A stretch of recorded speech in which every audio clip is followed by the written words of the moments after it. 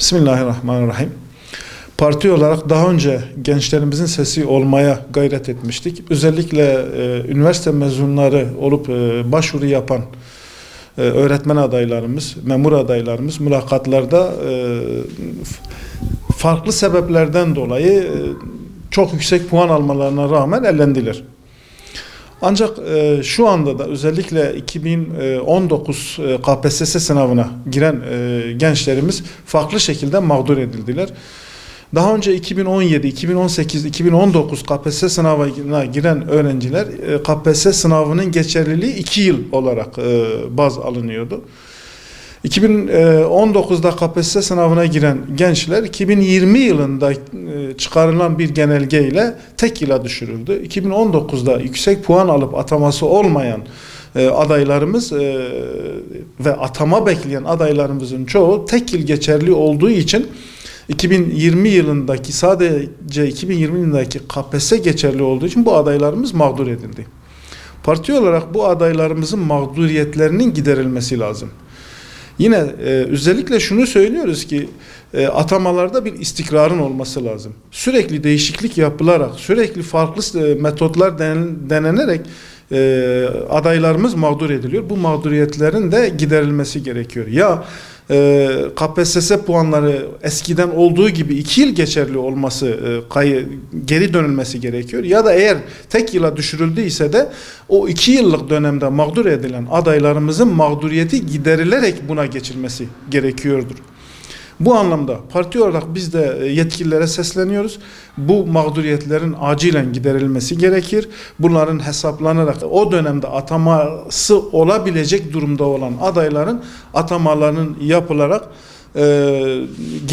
yapılarak giderilmesi gerekiyor. Bununla beraber eğer KPSS puanı 1 yıl geçerli olacaksa aradaki geçiş dönemindeki mağduriyetler giderilsin diyoruz. Parti olarak bunu hükümetten bekliyoruz. Hassasiyetle üzerinde durulması gerekiyor diyoruz. Yine özellikle bu önümüzdeki yani bu dönemde KPSS sınavına giren öğrencilerden ciddi miktarda ücret isteniyor. Yani bir seans için bir öğrencimiz, bir adayımız 120 TL ödeniyor.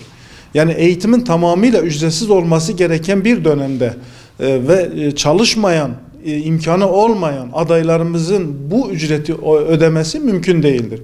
Yani şunu söylüyoruz, devlet bu KPSS'ye giren öğrencilerin ücretine muhtaç değildir. Bu anlamda bu gençlerimizin bu mağduriyetlerin giderilmesi için ya bu ücretleri makul bir seviyeye düşürmeleri gerekir ya da bu ücretlerin tamamıyla kaldırılması gerekiyor. Yani 4 seansa giren bir öğrenci bu ücretin tamamını ödeyemeyecek kadar imkanı olmayan belki binlerce, yüz binlerce gencimiz vardır. İstiyoruz ki hükümet buna da bir anlamda el atsın, bu mağduriyetleri gidersin. Bir diğer konumuzda özellikle üniversite okurken devletten kredi alan öğrencilerimizin ciddi bir mağduriyeti vardır. Bitirdikten sonra yani devletten almış olduğu kredinin neredeyse 2 katının ödemek zorunda kalıyor. Zaten bu adam ataması olmayan bu gençlerimiz bir de bu kredinin geri ödenmesiyle uğraşıyor.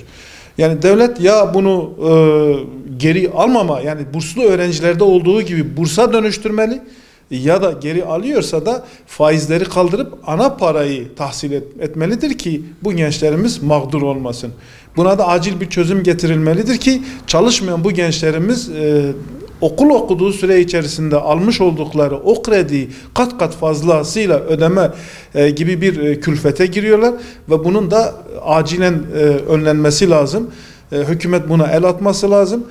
Bu konuda gençlerimize yardımcı olması lazım, destek olması lazımdır.